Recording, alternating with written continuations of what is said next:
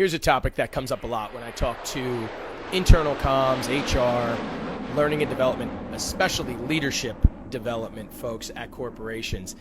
It's this idea of what they call the human leader, or humanizing leaders. It always makes me laugh when I hear that. But what they mean by that is the most effective and maybe even the most successful leaders are the ones who are authentic. They're not afraid to be authentic. They're not afraid to be vulnerable.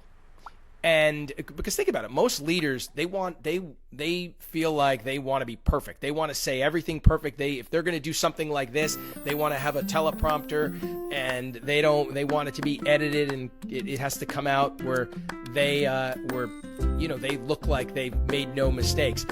But on the other side, the human leader, so to speak, wouldn't mind making a couple mistakes, wouldn't mind mumbling over their words a little. It doesn't have to be perfect. It doesn't have to be scripted. So what I always recommend to these folks for their leaders, and even for emerging leaders, is that they encourage them to start a podcast, especially an internal one for employees, or it could be even for employees, or it could be a private one for customers where, very select audience gets to listen to it.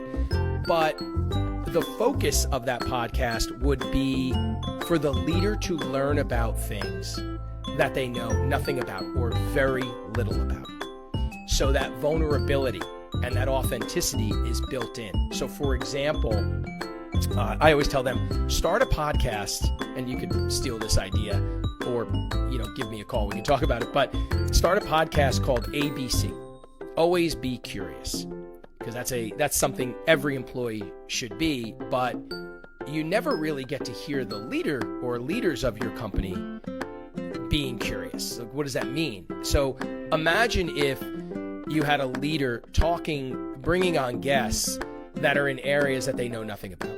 So there could be, ChatGPT 4 is emerging right now, and a lot of leaders aren't all that familiar with it. So imagine a conversation where a leader of the company is asking questions about that, speaking with an expert about that.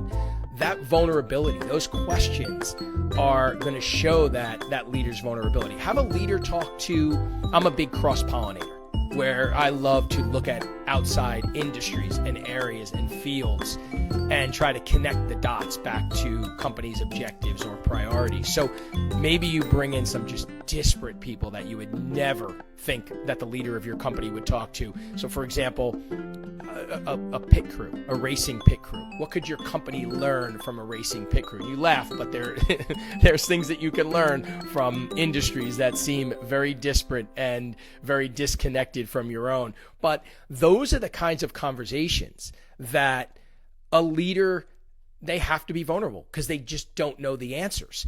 And that would be so amazing for employees or customers to hear, even for candidates to hear, because they'll want to work for a company where the leader isn't afraid to say, look, I don't know about this and I want to learn. And it would encourage them to be curious as well. So that's always my recommendation, is to do a podcast like that.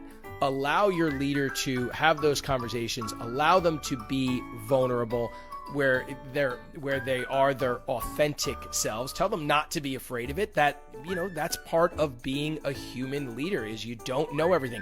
It's sort of like being the kid in class. And you might remember this from your school days, where there was always that kid, and it might have been you, that raised their hand and asked the stupid question. And everybody kind of giggled because that question, oh, that's such a stupid question. But lo and behold, at the end of that class, somebody either came up to you, if you were that kid, or somebody else. You might have went up to them and said, thanks for asking that, because I didn't know the answer either. It's that same thing. That kid was vulnerable. That kid was authentic. It's the same sentiment if you do that with your leaders. So encourage your leaders to be vulnerable, to be authentic, and maybe do that by having them do a podcast where they can always be curious.